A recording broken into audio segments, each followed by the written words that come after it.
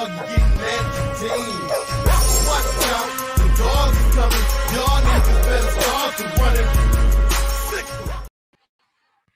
Yeah, somebody about to get knocked out. Somebody about to get knocked out. What's up, JK? What's happening, man? What's going on? They started something different out here in California again. Now, if you're in LA County and you're indoors, you have to have on masks. We're trying to, figure out how that's going to translate into, wild card gym, some of the boxing matches that are coming up. And right now it's just in LA County, so we'll see how that progresses. Wow. Yeah. Well, I just saw a restaurant said that if you had been vaccinated, you couldn't actually come into the restaurant. So I thought you had to be vaccinated to do anything. Now, no, if you're unvaccinated, if you're unvaccinated, you can't come into a restaurant. If you're vaccinated because of this new variant, the Delta virus, they want even people that are vaccinated to start wearing masks again. Exactly. But no, this restaurant said the opposite. They said if you took the vaccine, they didn't want you to come into the restaurant. So, if you took the vaccine and you actually got COVID in you. But nope. That's old vaccine technology where they put the disease in you. This is something new. What they do is they take the genetic application and they put that into you. They don't inject you with the virus anymore. That's back when I was a young man.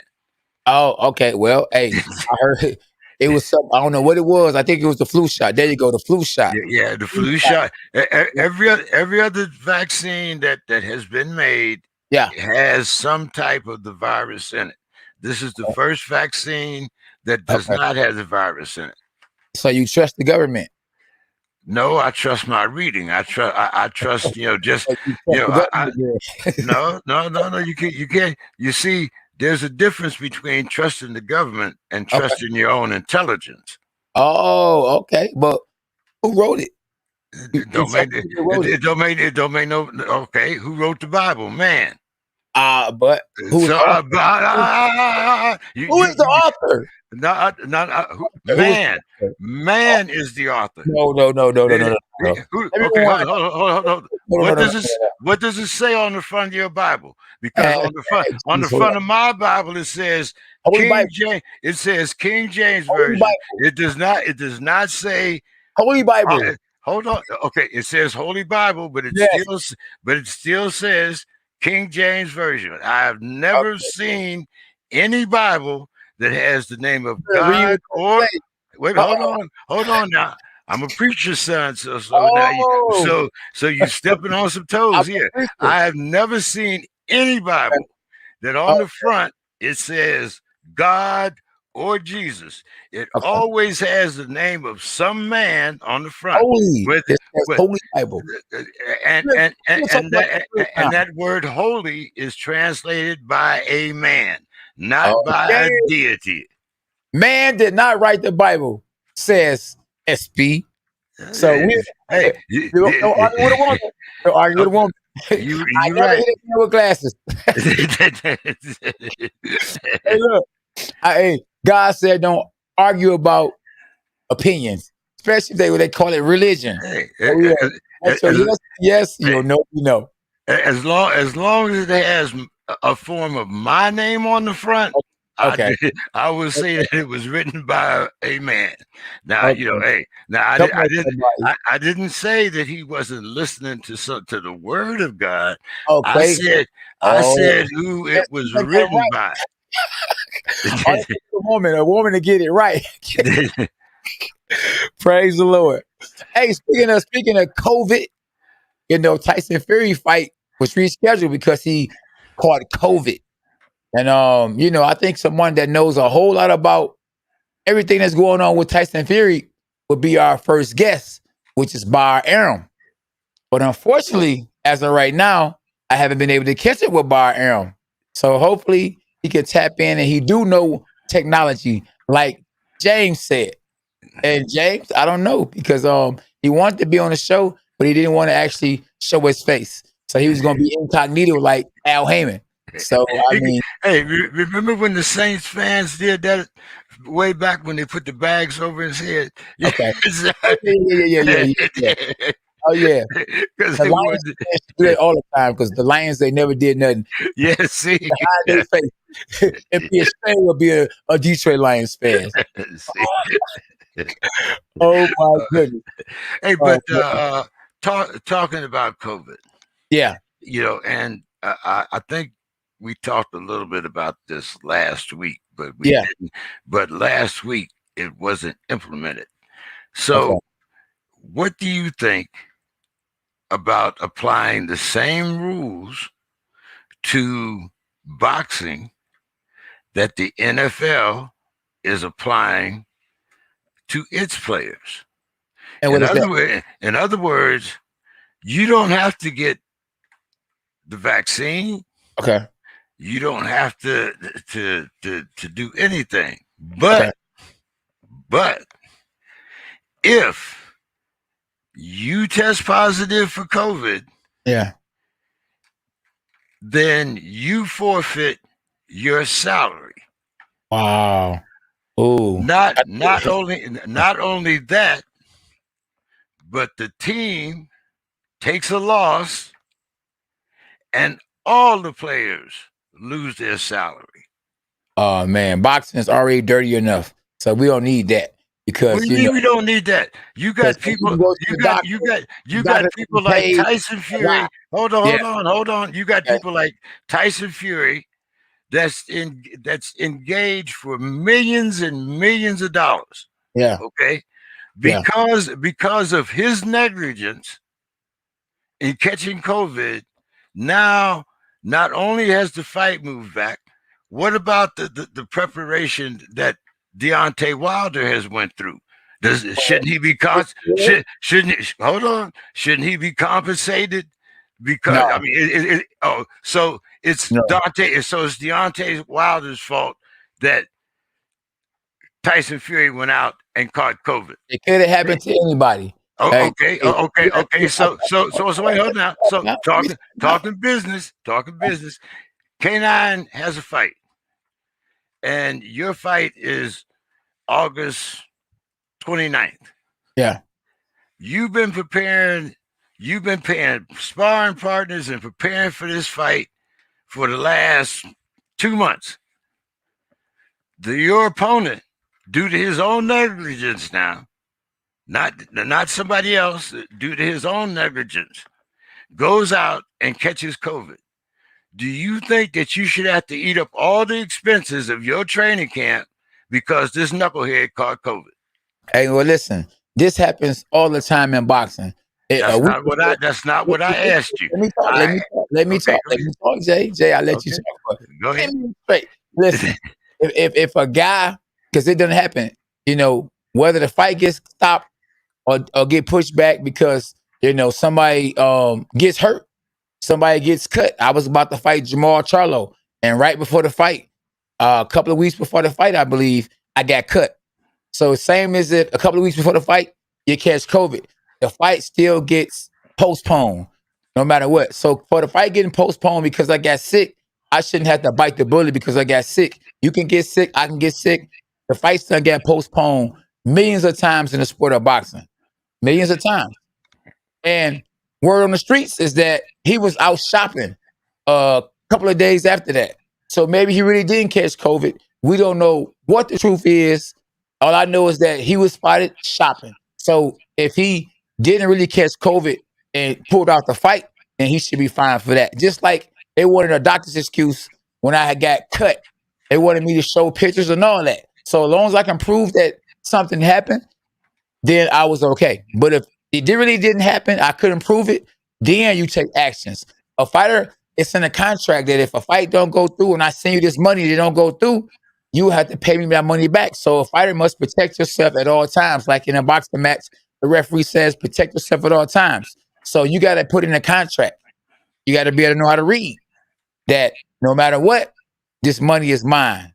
Or no matter what, I'm not paying you back. No matter what, You have to put it in a contract, and you got to protect yourself at all times.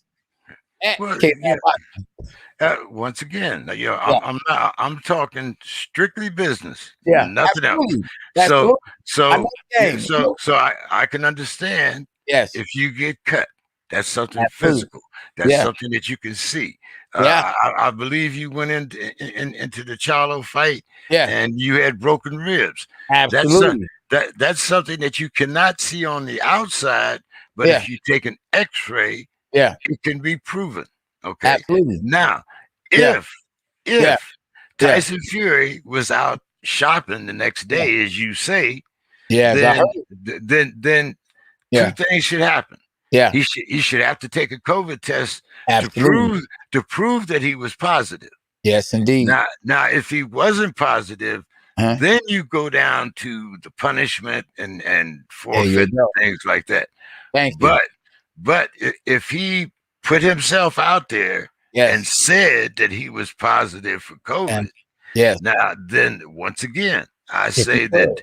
that it was due to his own negligence. Yeah. If you have whatever how many millions of Yeah. dollars that type of fight coming up, Yeah. you have a Yeah. responsibility not Absolutely. only to yourself, Yeah. you have a responsibility Yeah. to the sport. Yeah, absolutely. I agree. That's People why. are Yeah. go ahead. Let me say this before I forget. That's why in the camp of Deontay Wilder, contracts mean everything. You got to protect yourself at all times. Wilder was smart enough to make sure that he got the fight. Yeah, you understand that, right? Because they was trying to go past the Wilder fight, even though it was in a contract. Guess what? Wilder went and got a lawyer. So guess what? Wilder should have had a lawyer. If this fight get canceled, if this fight gets postponed, I want $4-5 million because I'm gonna be done paid my sparring partners, all that. So if Wilder had that in the contract, he would be okay laughing to the bank. But Wilder probably didn't have that in the contract. Wilder probably didn't care because at the end of the day, Wilder is a millionaire. So it's all up to his team, his lawyers, his Al Heyman. Al Heyman probably wasn't thinking about this was kind of what happened because Tyson Fury said, "I'm gonna knock him out again." So we don't know exactly what's going on behind closed doors. Hey, as far as we know, they can both be hanging out laughing. Yeah, they One of could be. those fools, right? So Yeah, yeah, he say, she say.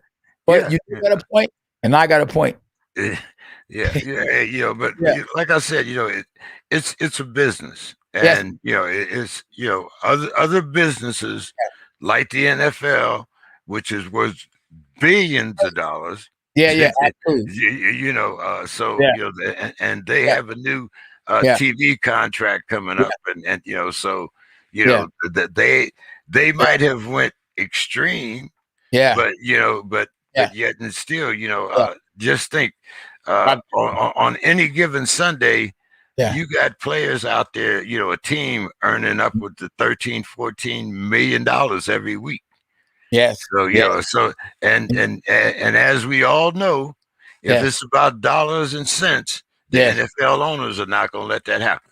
Absolutely. Yeah. Absolutely. Hold on one Good. second. I'm gonna call Bob Arum right now. Try it one more time. If not, we gotta get our other guests on the line. So let's go ahead and let's call this young man right now. And I want the people thinking that we cap at K9 Boxing. So definitely we gotta call this young man again, see what happens. Tell him to hit the link. Let's see if he's as smart as you say he is. It's Bob Arum. Let's go, champ.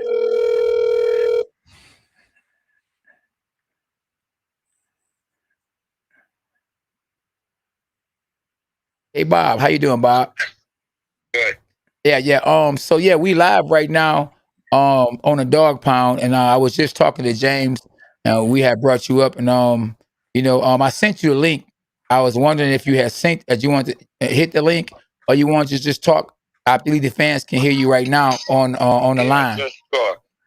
Okay. So yeah. So I got my other guest. I got my partner James King on the line, and we have the Hall of Famer, one of the greatest promoters, if not the greatest promoter. I think him and Don King is a good 1-2 punch. So I am, y'all, ladies and gentlemen. How you doing, Bob? James King. Good. Welcome, Bob, to the show.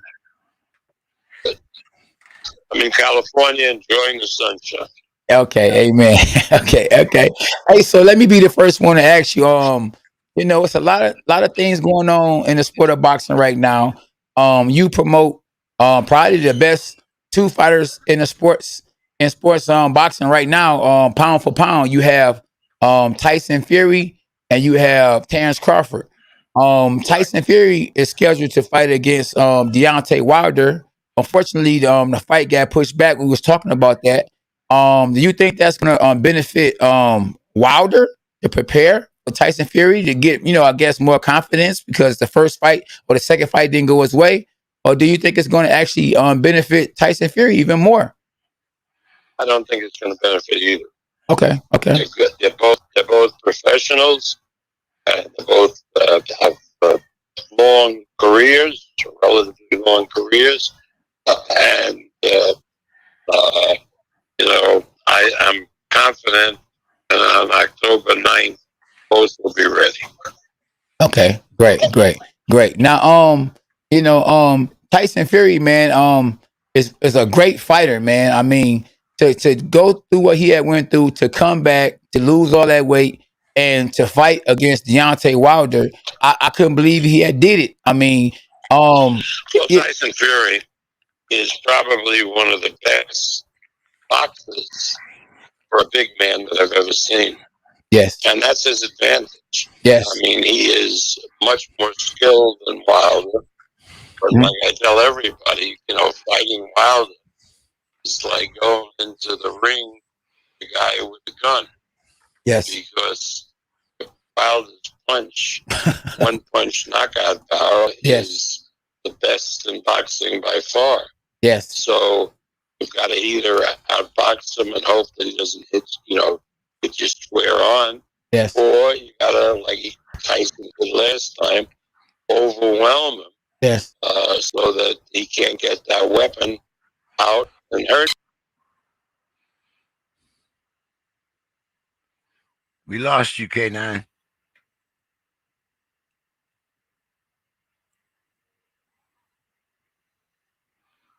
We lost the audio, please.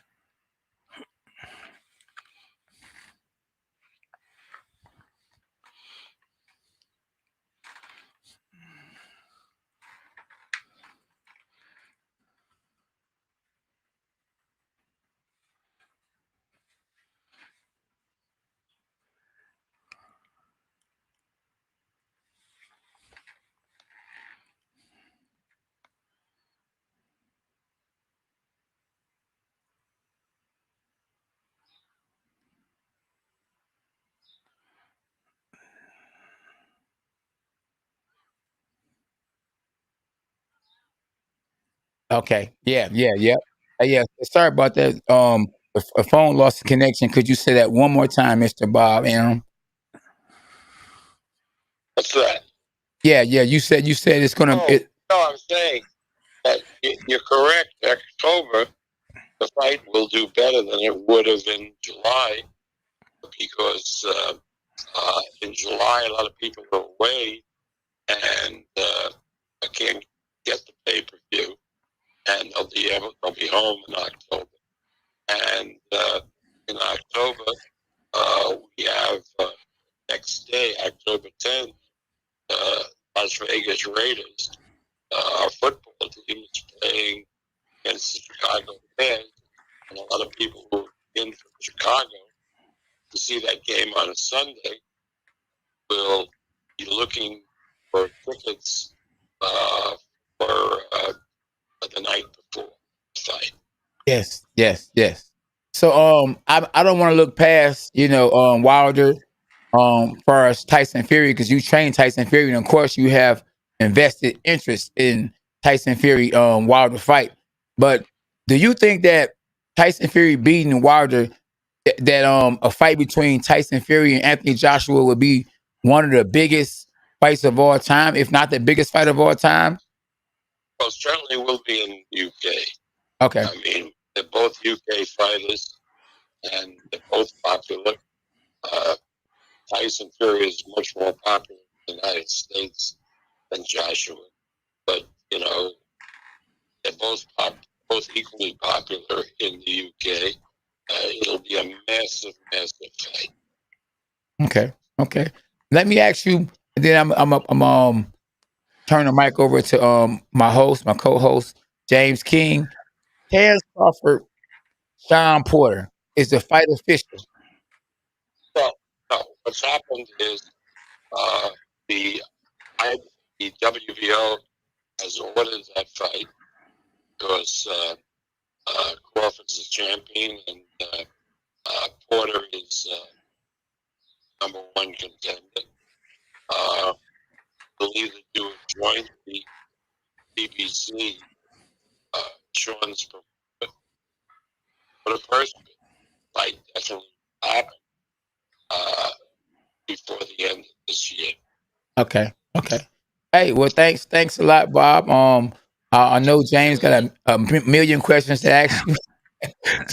Here's James King, my co-host, James King, Bob Arum, the great Bob Arum. Bob, nice Hello. talking. Nice talking with you, Bob. Someone said in the audience that because of you, we're going to have to raise the retirement age to 90. Can you hear? He said because of you, we're going to have to raise the what? Retirement age from The retirement 62 age to 90. He said you're going to have to raise the retirement age to 90 because of you. Okay. Oh, you know what, Bob? I'm gonna have to kind of translate because with you not being on actually live, I got the earphones on, so you're not gonna be able to hear them. Okay. Okay. Yeah. So what you say? So yeah, ask him a few questions though, Bob. I mean, ask him a few questions, James, because it's gonna be hard to continue to Well, him. He's not live, so and I just ask him a few more questions and I'll let him go because I know you got a lot to do. okay. Yeah. Well, ask him. Does he see retirement in his near future at all? Like I said, we're glad to see him still out there doing his thing. James King said, "Do you receive any retirement in your?" And you said in his near future or now? In near future. In near future. Yeah, it'll be 90 per time. He said. You said what? Say that one more time. He'll be 91. 90 in December. Why should I retire? See, he's 90 years old. Why should he retire? He's still a young man. I love it. I love it. Hey, that's why 74-year-olds love talking to Bob Arum. Yeah. And my co-host James King is 74. He said he loved talking to you. I don't know how you and Don King do it. Oh my goodness. And to be honest with you, you surpassed Don King because you still promoting at the top. I don't know where Don King is. He disappeared. But your longevity is out of this world. And I appreciate you. And the fans appreciate you because if it wasn't for you, we wouldn't have boxing on ESPN. Ask Bob if he thinks that boxing should implement an NFL type of policy. Yeah, he said. Ireland. Yes. Week later. Yeah. Andrew alone. Okay. The professional debut of Muhammad Ali's grandson. Yes, I heard about that.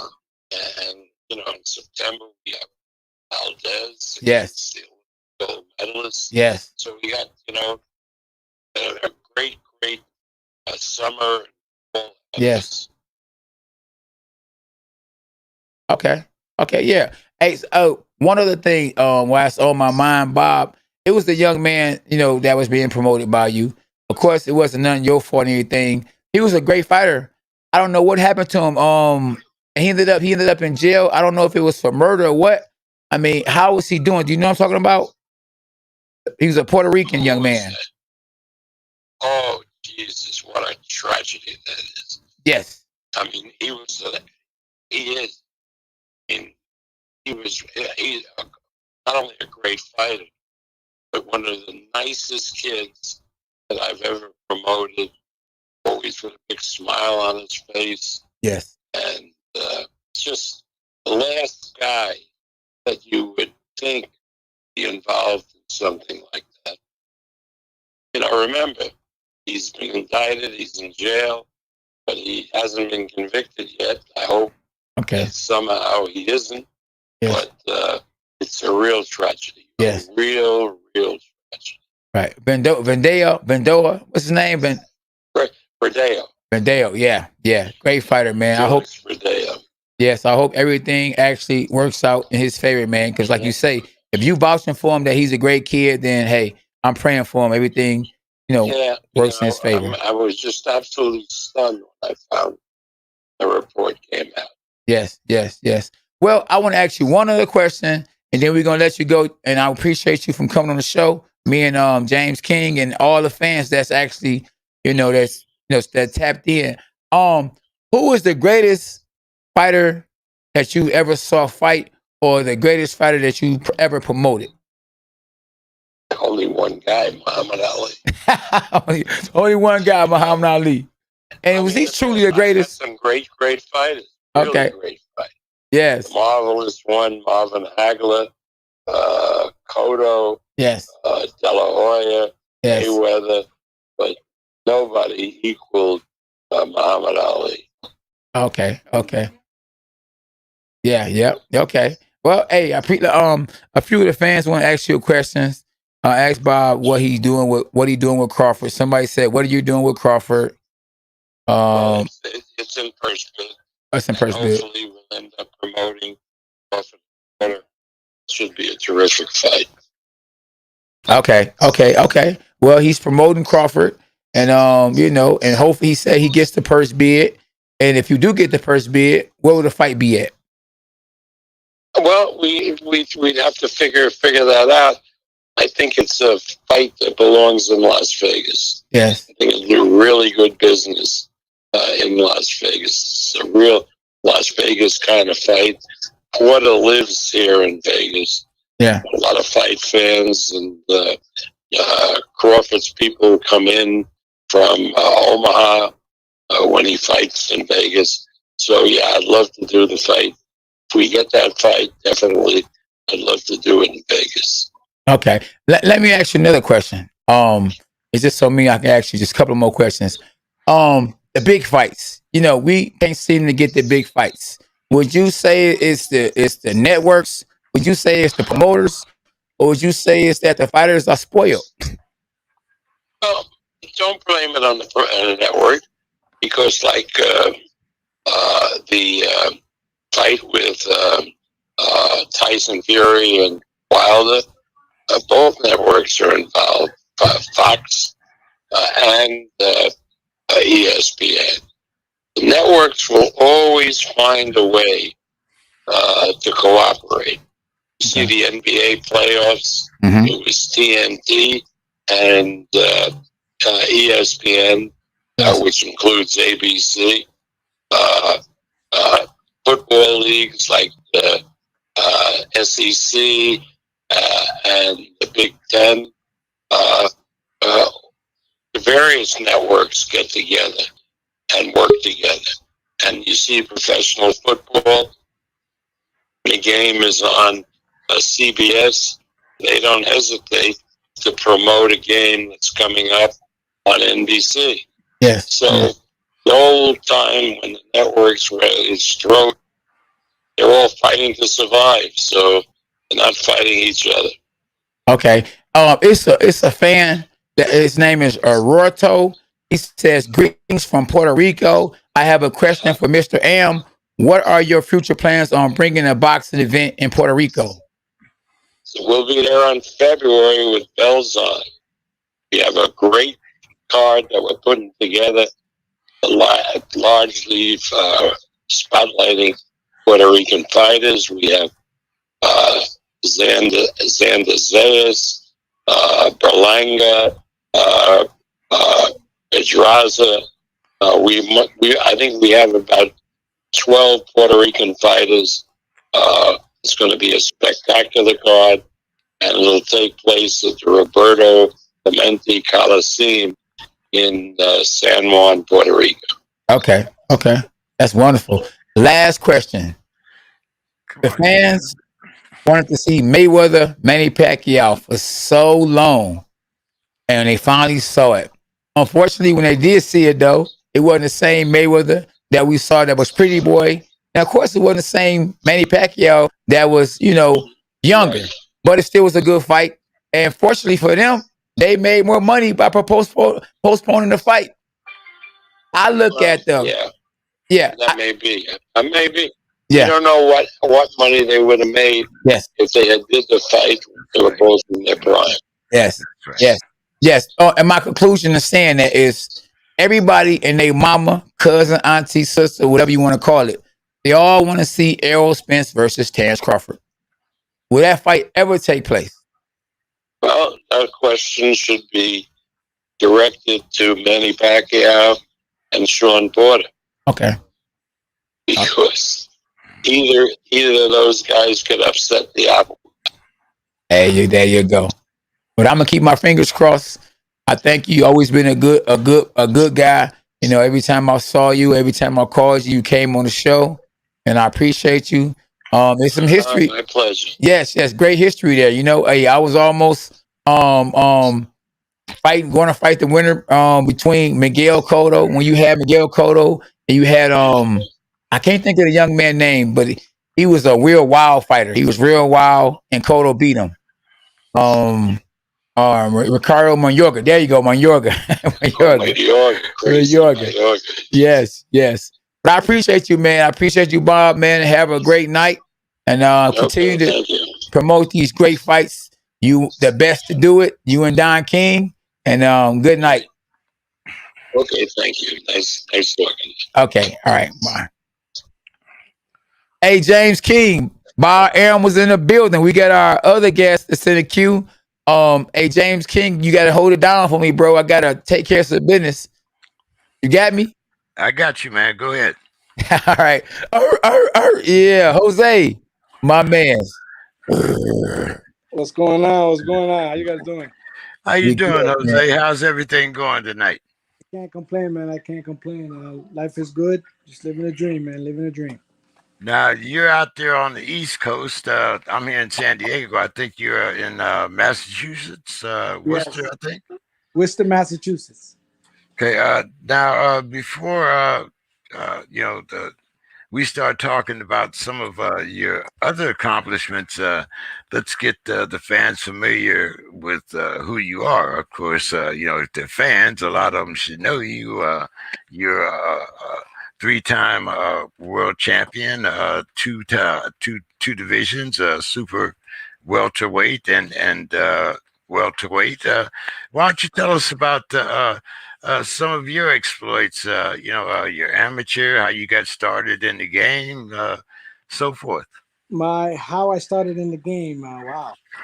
Believe it or not, I was 7 years old when I saw Roberto Duran upset Sugar Ray Leonard for the WBA welterweight title, and that sealed it for me. At that, I decided I want to be a world champion boxer. I mean, granted, I didn't know all the hard work it's going to take to get there. I just thought that's what it's going to be. And when I was 10 years old, my mom passed away.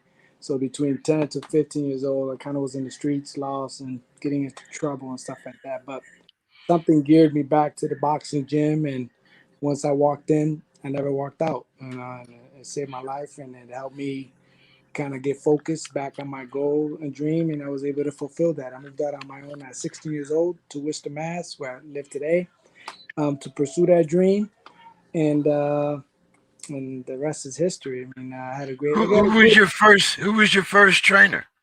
My first trainer, first trainer, I met in Springfield, Massachusetts. His name was Cisco Sayas. And he trained me for about little less than a year. And then Wilbur Cameron, who's also from Springfield, I worked with him. He was he actually beat Marvin Hagler in the New England Golden Gloves. So he was a good amateur standout. Never really did anything in the pros. And then when I was 16 and I moved to Worcester, Mass, that's when I started training with the Godfather of New England. They call him out here, is Carlos Garcia. Well renowned. He's in the National Golden Gloves Hall of Fame and many national champions. So he took me under his wing at 16 years old, and then he helped me, become not only just a a good boxer, but also a good person in life in the community. So, how old were you when you won your first title? Was that a welterweight, I believe? Yeah, I was a welterweight. I was 24 years old when I won my first title. Was when IBL welterweight title, and then I was 30 years old when I won the WBA welterweight title in Germany. And then I was 33 when I won the WBA super welterweight title against Alejandro Garcia in Worcester, Mass, my hometown. You also didn't you fight Luis Colazo for one of those Yeah. titles? So before the Garcia fight, I defended my title against Luis Colazo in my hometown, and he got a split decision. I said he got a split decision, but I don't think he won. So now you took that and you've turned that also into a kind of a career of community service. I hear you're retiring from what 30 years of service in the courts. So I'm not retired. I've been 20 years with the courts. Okay. I've now been promoted. I'm an assistant chief court officer. I work for the Massachusetts trial courts here in Massachusetts. Been with them for 20 years, and I still got about 10 years left before I can retire. Okay. Now, one thing that we know about Mass is that you guys were actually uh, deep into reputation, uh, uh, rivalries, and kind of things of that nature. So, what was your most fulfilling fight against, maybe an in-state opponent or someone where you felt, you were fighting not only for the state of Massachusetts, but also for that Puerto Rican pride? Wow. So would you say like a rivalry in the New England area, or more just a win in Personal, general? personal, New England area, whatever one is most standoutish, in your mind or your career.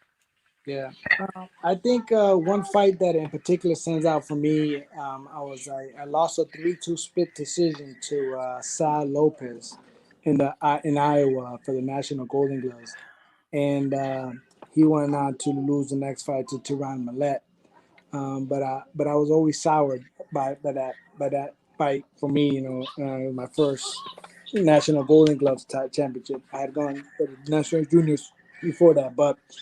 And then we got to meet again in the pros and at the Blue Horizon in Philadelphia. And I stopped him in the fifth round. So that for me was like fulfilling. It was like, you know, Okay, okay. yeah. And kind of sticking along that same line. Uh, how do you, in today's era where you see a lot of funds that are not available to the different amateur leagues or amateur programs, how do you maintain a relationship with the boxing community and the amateur community there in Worcester? So we have a great amateur program here in Worcester. And then for some reason, like I said, Carlos Garcia and the Boys and Girls Clubs turns out some great amateur standout. And now we got a new gym, not new, but newer after Boys and Girls Club for decades. It's called Camp Get Right. And then now the New England Boxing Factory also has, so now this all in Worcester area. And we got some, the future is looking really bright as far as for the amateur comes from Worcester, Mass. Worcester's always been respected in the New England area because Carlos Garcia's always brought some Golden Gloves champions. I mean, he's had national champions since I've been with him since I was 16 years old. I mean, he brought Bobby Harris. We had a kid named Bobby Harris to the Olympic box loss against Donnell Nicholson. He was a national champion. Rashad Minor was a national champion and a junior world champion. Won the world championships in junior worlds. Edwin Rodriguez was a national champion. He's also been. He fights for Lou DiBella, contending the cruiserweight. So, I mean, we had Sean Fitzgerald from Worcester who fought Roberto Duran. Myself became a 3-time world champion, and I mean, I could tell you, Rocky Gonzalez been to the nationals. Worcester has rich history in the boxing. Now we got Kendrick Ball, who's fighting. He's right there knocking out the door. Could be fighting for title soon. We got Jermaine Ortiz, who fought on Bob Arum's last show in Florida. They gave him a draw, but he fought Bob Arum's guy. He's a world champion for sure. And these are all guys who did great in the amateurs. Jermaine fought in the Olympic trials. And then now he's knocking on the door. I say within the next year to be fighting for world title. So we're hoping to have another world champion from Worcester. Now, I understand you're putting on your first professional show in Worcester. No, this is actually my technically my 8th show. We've had the COVID kind of put us on the bench for a little while. The first fight back since COVID. This is the show's called New England's Future 7, and then we had other shows that we were running besides this series that we run. We kind of just try to promote a lot of the New England fighters. Some of them come from out of, like in this one in particular, we got fighters coming from Puerto Rico and Florida and New York and stuff like that. So, but the staples, mostly the staple on the show is a lot of New England fighters. And so we call it New England's Future, and just for the fans to come and support and see the guys who are coming up and trying to make it to the top, give them the opportunity to shine. Now, I know, this is more of a safety question than anything else. You spoke of bringing these fighters in from different places. What is the health protocol for this show? So basically, the Massachusetts is one of the strictest commissions. I say that I've only dealt with Massachusetts, but they're really strict. I've known other states that I've kind of could have gone out to and stuff like that, and they're not as rigid as asking for medicals they require for the fighters. Massachusetts requires CAT scans, physicals, EKG, blood test, eye test, and everything within a short period of time to make sure that everything is all the fighters are healthy and good. And obviously now with the whole COVID thing, make sure none of them obviously can't be COVID positive. So which makes it hard, because now you got to make sure you got to add that to the list, How much has COVID added to your expenses as a promoter? I won't say it's added to my expenses per se, but I say it's sidelined me for a year and a half. Our last show that we ran was in June 2019. It was 2 years, over 2 years. And was that strictly due to the COVID protocols, or was that had to do with the Massachusetts commission? No, it's basically COVID, because we ran a show in June. We're going to run something in the fall. There was another show. So like here in Massachusetts is like, if the way we work it, if there's other promoters running shows, we try not to bump heads with each other. I have a good relationship with one of the other promoters, and so I know I'm running in August. He's already letting me know he's running in October. So I'm not going to run something in September to interfere with his show. So I'll wait till after October, maybe November, December, to run our next show like that. So when we kind of get into that thing, but then all of a sudden the whole COVID thing started to pick up and then just took off and kind of he was running the show in September. I ran the show in June. His show was in September, and then it ended up getting canceled. And then because of the whole thing, so they put it on hold, and that's basically how it's been for us. It seems like the gentleman's agreement kind of works for you guys in New England. Almost, I would say it works for New York, especially upstate New York. How did you guys, was it because of your proximity, but how did you guys, learn to work together and not have that, everybody's out for their own piece type mentality? Well, don't get me wrong. There's still those promoters out there that have they're out for themselves mentality, and even try to do stuff to purposely mess up your show. And they have in the past and in this show. But we just keep moving forward, and we just surround ourselves with people that we trust and we like to work with, and just don't have time for games with the other guys. So let's talk about some of the things that we've actually missed, and one of the things that I missed was the International Hall of Fame induction of Mr. Marvin Hagler. Your thoughts on to me he's right after Muhammad Ali. He's my second favorite fighter in the world, but that's just me. So you kind of take me through your thoughts as a boxer from Mass about the career and legacy of one Mr. Marvin Hagler. Yeah, Marvin Hagler definitely is one of my idols that I looked up to. Believe it or not, I've trained since the amateurs in his gym in Brockton with the Petronellis. When he at the time he was retired, so he wasn't there much. But we used to train with his brother Robbie Sims. His legacy. I mean, he left a great legacy for many of us behind to follow and pursue and shoot for. And kind of showed us that doesn't matter where Mass you're from.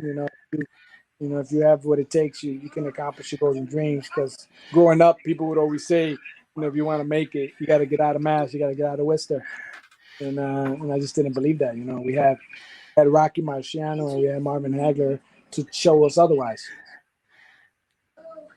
You're talking about lunch pail guys there, though. You're not talking about flashy guys that go out there, with all the accoutrements and the big entourage and stuff like that. I mean, Hagler stayed with his with the Petrocellis, thick, thin, whatever. I mean, it was like, I'm here, and as long as you got my back, I'm for you. Is that another? Is loyalty another thing that we find among New England boxers? Well, that's definitely how I was with my career. Never had big hard work. It's like you mentioned earlier. I was working throughout my career as a world champion with the trial courts, and I just boxing wasn't forever. I needed something to fall back on. I have a high school education to be where I'm in life, but that I did the right things. I made the right decisions. You're breaking up on me a little bit. All right, can you hear me now? Yes.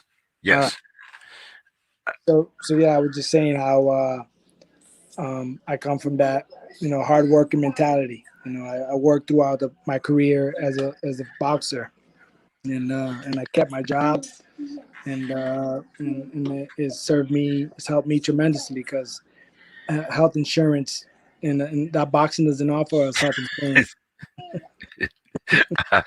I hear that. Ladies, I haven't heard a lot about ladies from up in that area. Do you have some good prospects coming out from the New England area? Yeah, there is. I tell you what, in Massachusetts, there is maybe some girls. We got right now one in the Olympics. Rashida Ellis. She's from here in Massachusetts, and then we have one from Connecticut and who's pro coming up. So we've had a few that have kind of stood out and made some names for themselves, but nothing on the main stage like that. I think Rashida Ellis right now is going to be the first one who's going to help the ladies boxing, come up here in this area.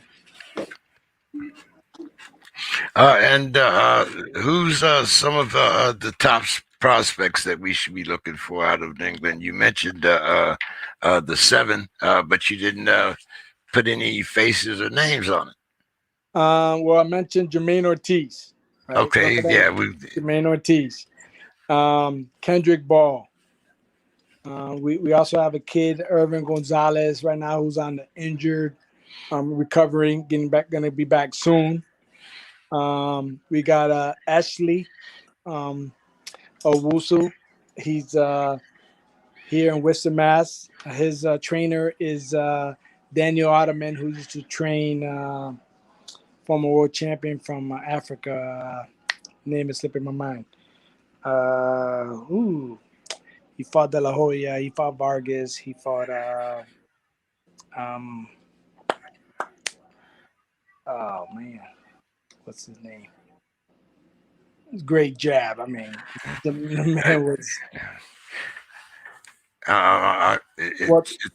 It escapes me who you're talking about too. We've had a few good African fighters here lately. I know it, and I know it's not in the lighter weights. So Welterweight. It was a welterweight. Yeah. Dominant. It was good. But anyways, and then so I think the future boxing here in the local area here in Worcester alone is looking really, really good. And in the New England area, there's some good fighters. I mean, in Rhode Island, which is about 45 minutes from Worcester, you've heard of Boo Boo Andre, right? Oh, yes, sir. Yes, sir. So, and he was in the same, circle coming up as far as New England amateurs and stuff like that. He came up with Edwin Rodriguez in the amateurs, who I mentioned earlier as well, and stuff like that. I mean, we've had some phenomenal. Ray Rivera, you've heard of Ray Rivera? Yes. Yep, great name of box. Obviously, Mickey Ward from Lowell with the Tudor trilogy. So I mean, I think New England has produced some really good fighters, and John Scully. Scully, Scully. Yeah. Scully was actually my trainer when he got me ready for my third world title fight. Oh, okay. All right. I'm gonna have to ask him about that. Scully's on our show pretty regular, so I'm gonna have to ask him about that. So he has officially, you can ask Scully, I'm his first world champion. Okay. That he trained. Camilo. That he trained. And then we got also Scully's training a guy named Richard Popeye Rivera. Yeah, we've had Popeye on the show too. Yeah, Popeye is a good up and coming guy. He's fighting on our card on August 14th. Okay. So sorry, my daughter's crying. We understand that, family man, things like that happen, so no big deal.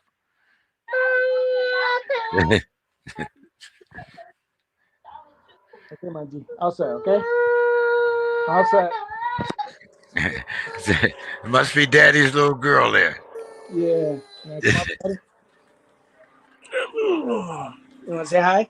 Yes, tell us to say hi. Hello, how are you doing, little one? Well, so how big a family do you have, Jose? I have 4 kids, and now I got a grandson. He's gonna be 6-month-old in a couple weeks. Isn't it funny how soon that happens? We all say, Grandpa, Jesus, wait till you start putting the grade in front of it. No. You still got 10 more years to work, so I'm going to ask you that question in about 15 years. But we also, John Paul Sandoval, I'm not sure you guys might know each other, but he had some great things to say about you in our chat room. So why don't you give us your final thoughts for the evening? Tell us where we can find you on social media, and don't forget to promote that company, man. Yeah, well, Rivera Promotions Entertainment. We're just starting out. Like I said, we're on our 9th show, and we're just fighting hard. The hard way, like I did in my boxing career. Just plugging away and just trying to help fighters shine, and help them out. I'm trying to use my experience coming up and looking what I needed to get me there, stuff like that. So I'm just trying to provide the same thing for these fighters over here. Yes, sir. We're always trying to make it easier for the next generation. Exactly. And then as far as social media goes, I'm on Facebook, Instagram, Jose Rivera, and That's about it. I keep it just simple as that. I don't do Twitter or anything else. All right. Good talking with you, Jose, and I hope to talk to you again after you put on your show. And we look forward to hearing about great things that you're doing up there in New England. Thank you so much for your time. Appreciate it and looking forward to it, man. Thank you. All right. Yeah, that was the great champion, Mr. Jose Rivera.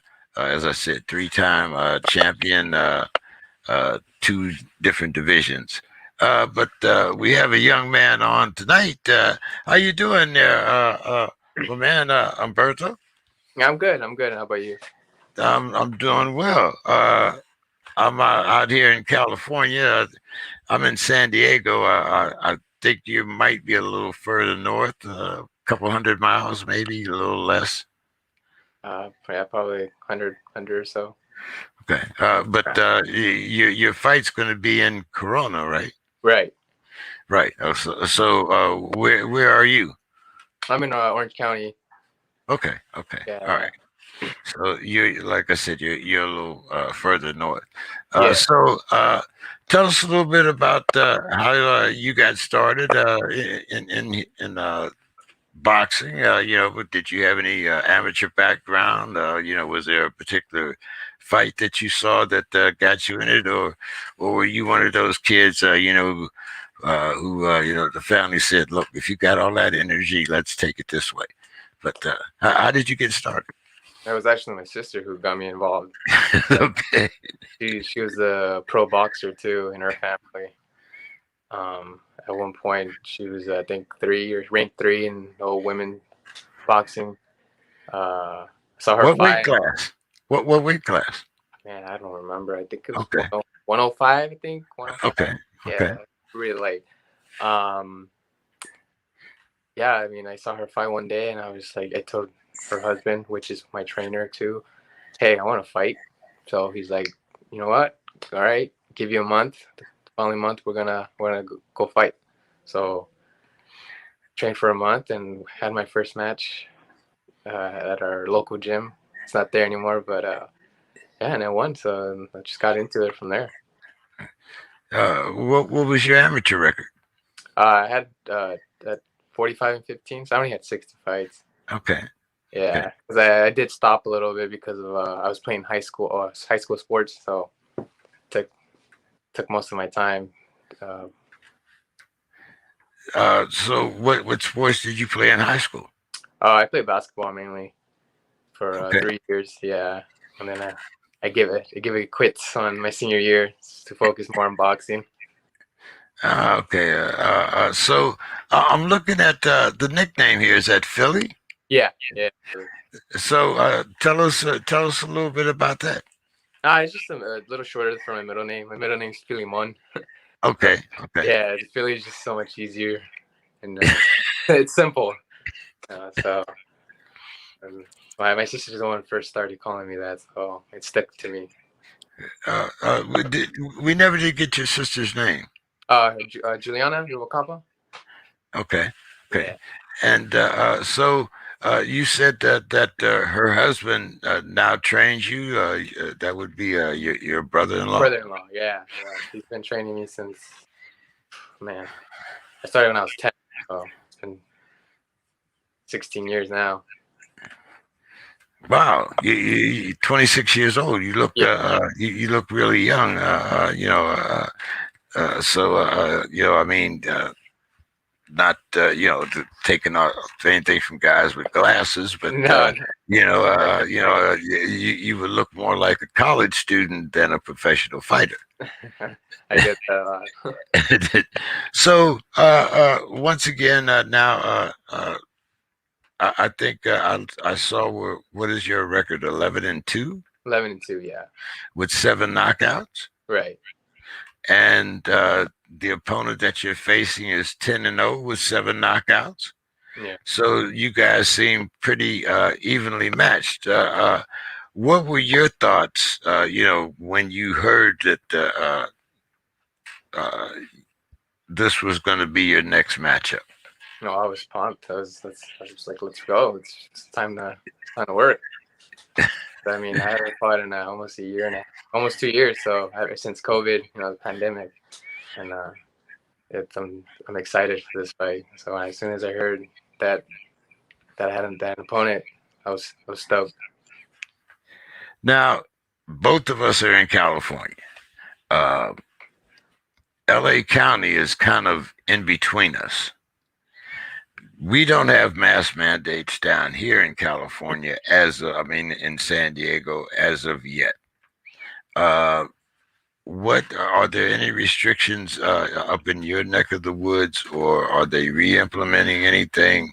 And how has it influenced your training, getting ready for this fight?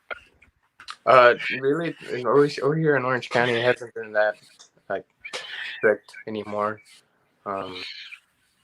You're vaccinated. You don't have to wear a mask, and if you not wear a mask, but I've been going to the gym like every single day, and there's no problem with anybody with problems at all. So I guess that's good.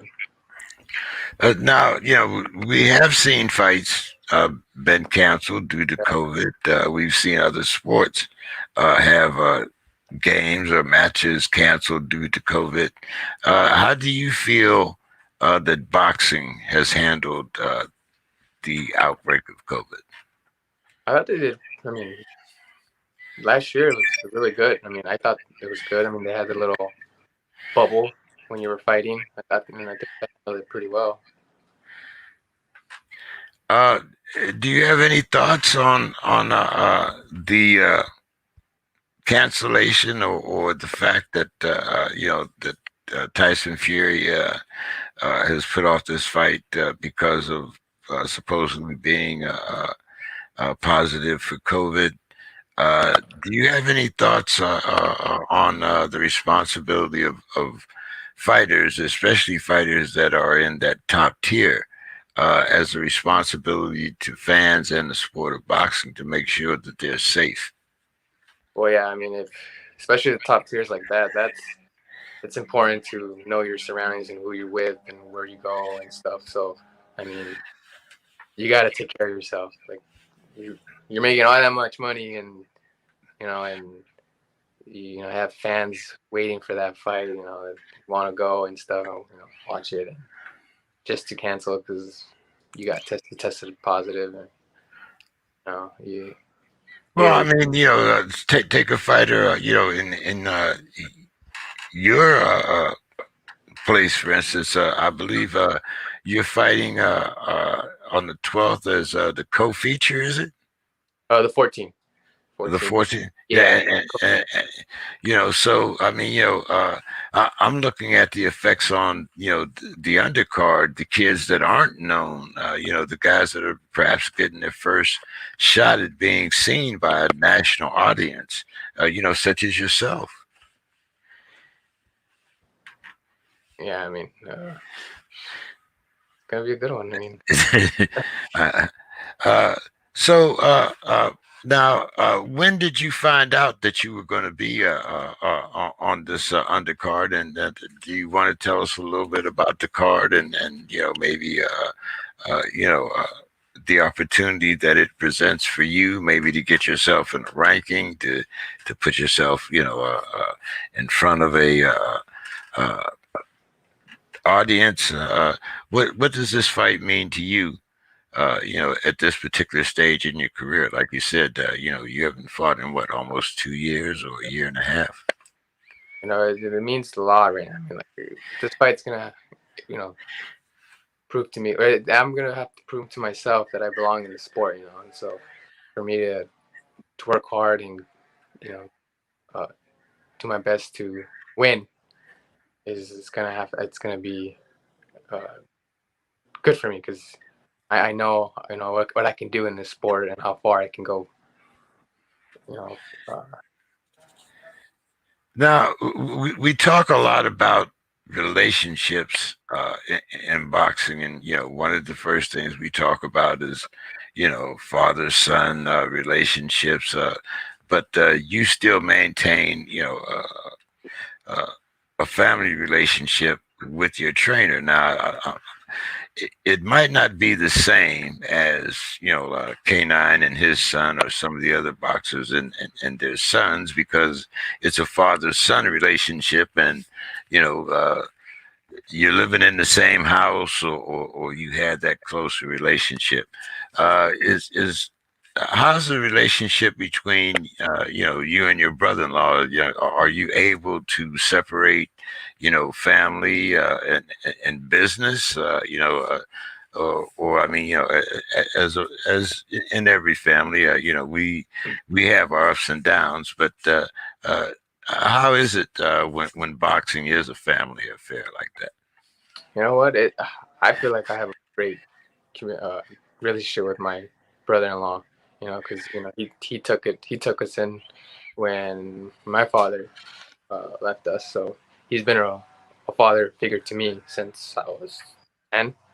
So I mean, when it comes to boxing, it's pure boxing, it's business, and we handle that in the gym and stuff. But when we get home, it's just family time. We don't worry about anything else besides our family until we're in the gym. So. And I have to ask you this, also, because I'm in Southern California, man, and I know, I love my tacos and burritos and all that, and they're not necessarily the healthiest for me to eat as far as maintaining my health, and then as far as it's almost like Mexican soul food. So how do you maintain that balance? Keep your weight, eat, living at home. I mean, come on, man. I know there's got to be times when you come home and like you're smelling all those flavors, man. You just got out of the gym, and it's been that hard day, and hey, man, you just want to get comfortable, maybe sit in front of the TV, or and just grab some of Mama's cooking. How do you do it, man? It's hard. It's so hard. After the gym, I come home and it smells so good, but after, it's mental. You have to be strong. What I signed up for, and that's what I sacrifice. You have to sacrifice those things sometimes. So, at the end of the day, it's gonna pay off. Well, give us a typical day. Do you start out in the morning with a run? Do you give us a typical day for you? Like just training wise this week, or for the Yeah, fight? just That's usually in sparring Monday, Wednesdays, Friday. So I do a little run in the morning, and then strength and conditioning certain days, and then gym later. And that's pretty much it. I mean, run, strength and conditioning, and train for 2.5, 3 hours. Working hard, getting ready mentally.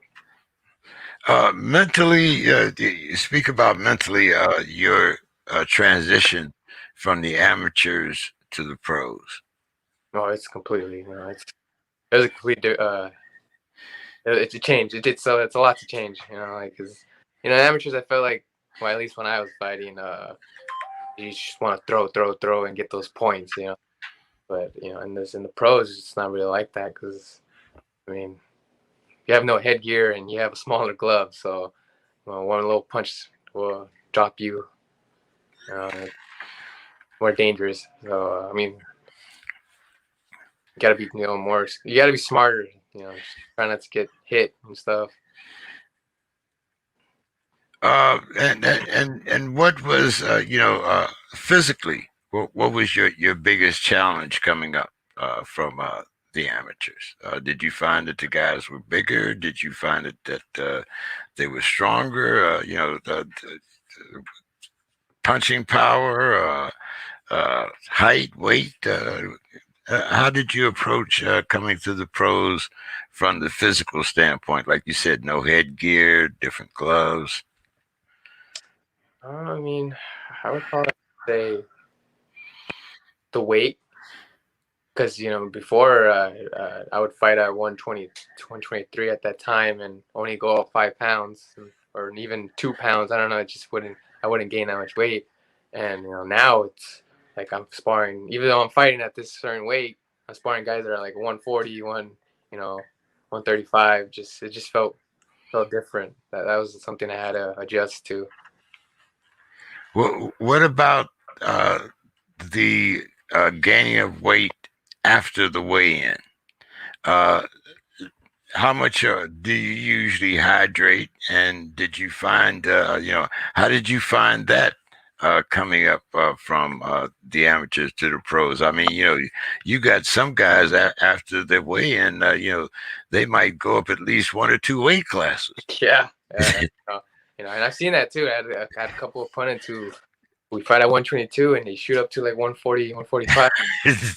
What the hell?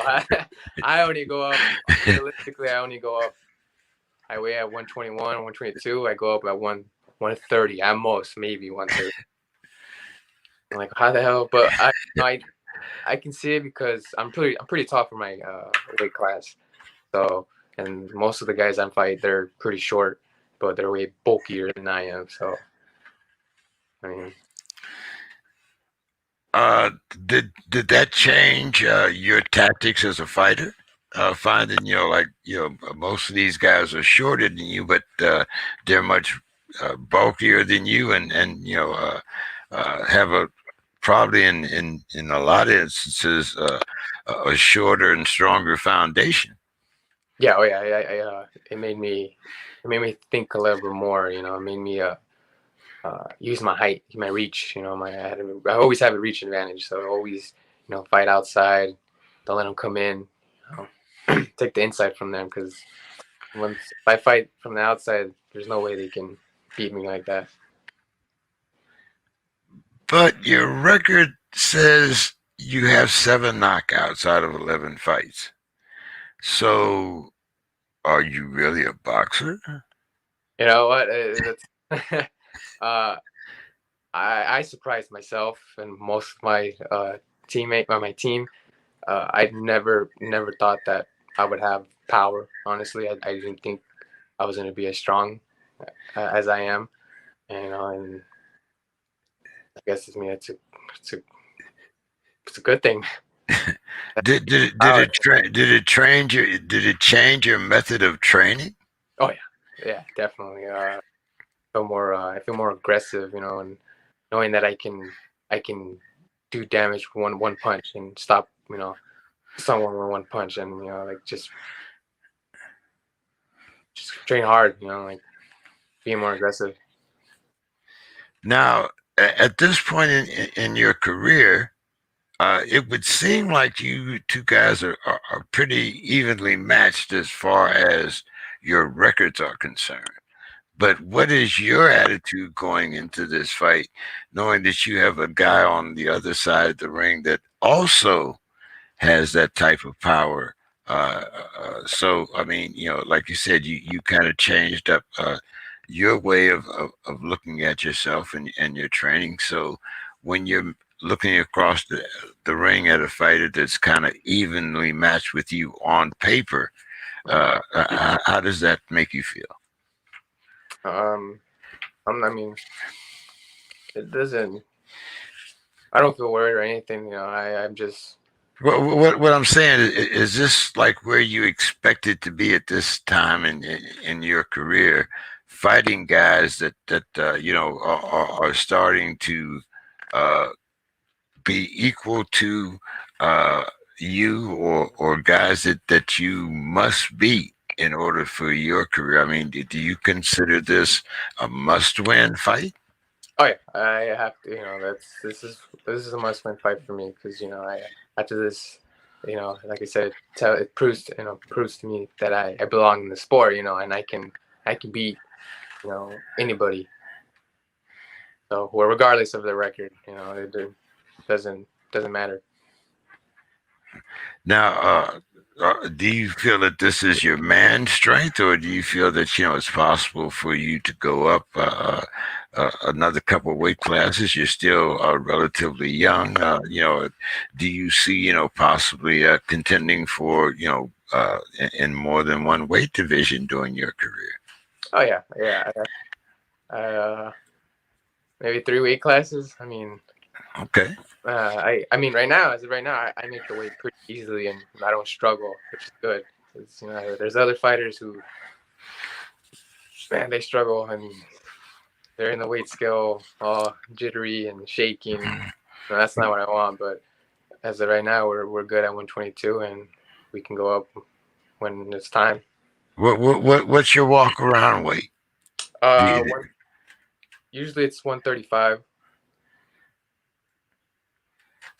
And how do you go about losing that much weight, or do I know some guys hydrate. Walk around at even a heavier weight, but as I also said, getting a little older, 2 years maybe before you have to move up. Your body won't let you go down that far anymore. Yeah, I say maybe I'll give myself maybe a year, maybe a year for go up at 126 and see how that works. But yeah, I'll say a year. Who were some of the fighters that you looked up to, or that you might think that you took some pointers from this early in your career? Well, when I first started, Miguel Cotto is one of my favorite fighters of all time. Growing up, just watching him, the whole switching southpaw, I love that, and being aggressive. That was my main one. And then Floyd Mayweather with his speed and his intelligence, and now it's more Canelo and Terence Crawford. Okay, all right. Interesting. We had Bob Arum on a little bit earlier. Terence Crawford, Shawn Porter. What's your thoughts? Man, that's gonna be some fireworks right there. Shawn Porter ain't no joke. He's an aggressive fella. But I still think Crawford will win. Decision though. Decision. I don't think he can stop Porter. Too strong. Okay. And the other fighter that you mentioned, who was that again?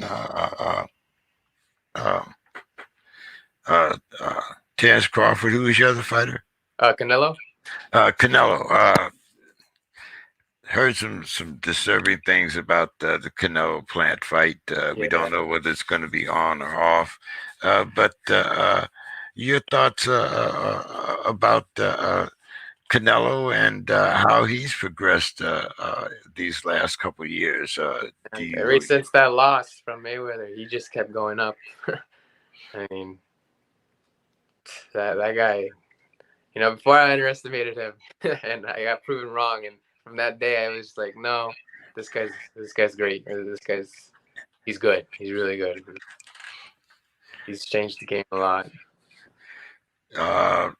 Do you think that there should be a Triple G Canelo 3? No, I don't think so. I mean, Triple G, I think he's 30, 36, 37. I don't know. He's pretty old now. I mean, but I'm just asking. I mean, I'm I would not necessarily want to see that fight. Yeah, either, but let's talk about Manny and Earl Spence. What's your thoughts on that?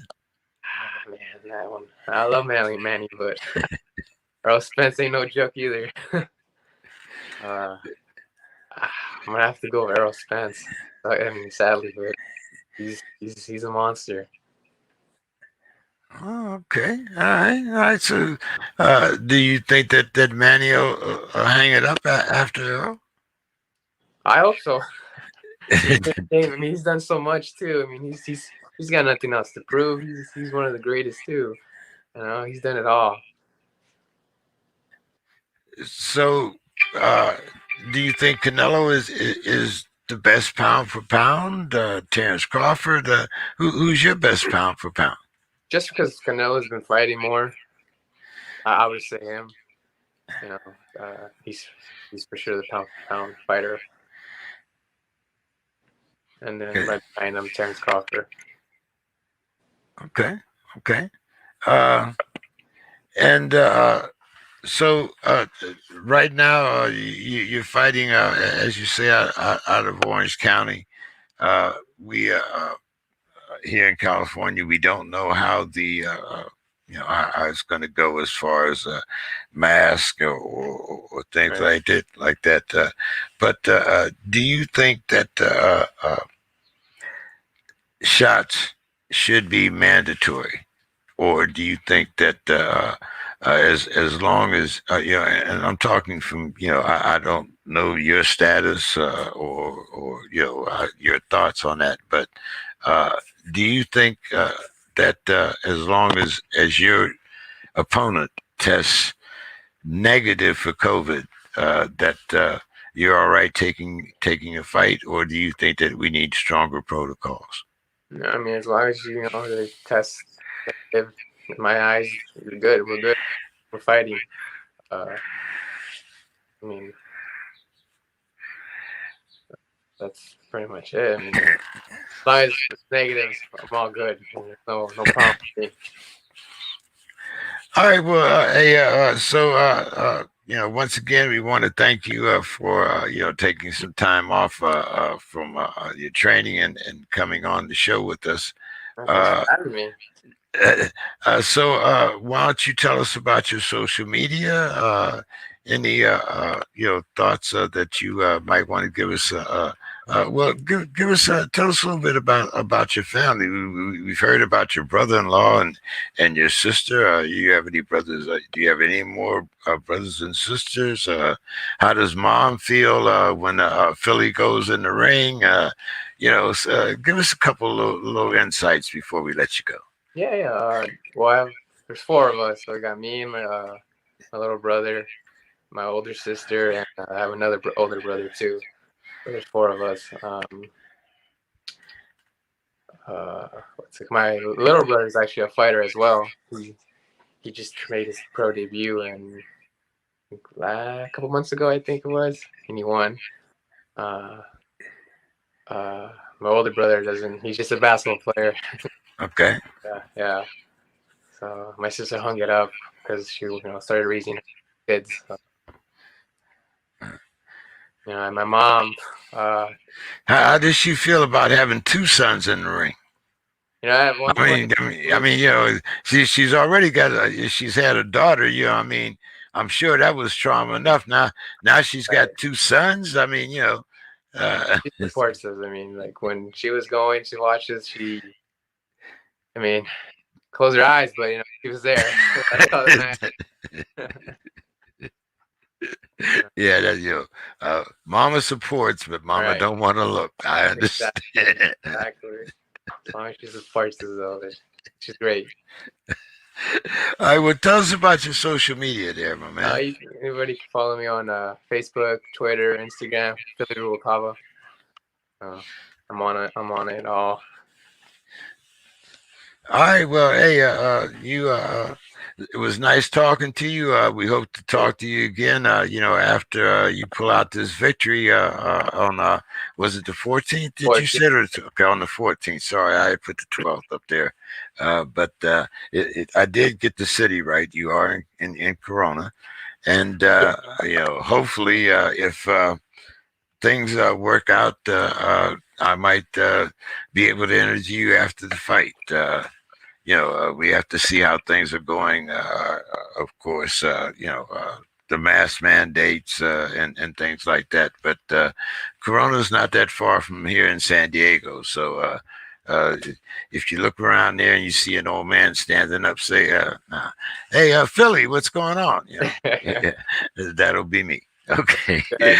All right. You have a great night, man. You too. Bye. All right. Well, sorry that we had to lose K9 at for the last 2 interviews, but he had some business he had to take care of, and so we did the best we could, trying to keep the show going for everyone. We'd like to thank you. Of course, there can't be a Canine's Corner without Canine, and so I'm going to end the show saying you can follow me on Facebook. You can also follow me on Twitter and Instagram. Most of them are West Coast Steeler fan. If that's not it, you can look at J.E. King III. Right now I'm in Facebook jail, so I let some of my beliefs show a little too strongly for Facebook. So, but I'll be back on Facebook in about 2 days. You can look for me there. You can look for some new postings in the Dog Pound. Thank you for listening. Catch me, J.E. King, on Facebook, West Coast Steeler Fan on Twitter and Instagram. And I thank you so much for tuning in to the Dog Pound. Have a great night, everyone. We'll see you next Tuesday. Take us home, SB.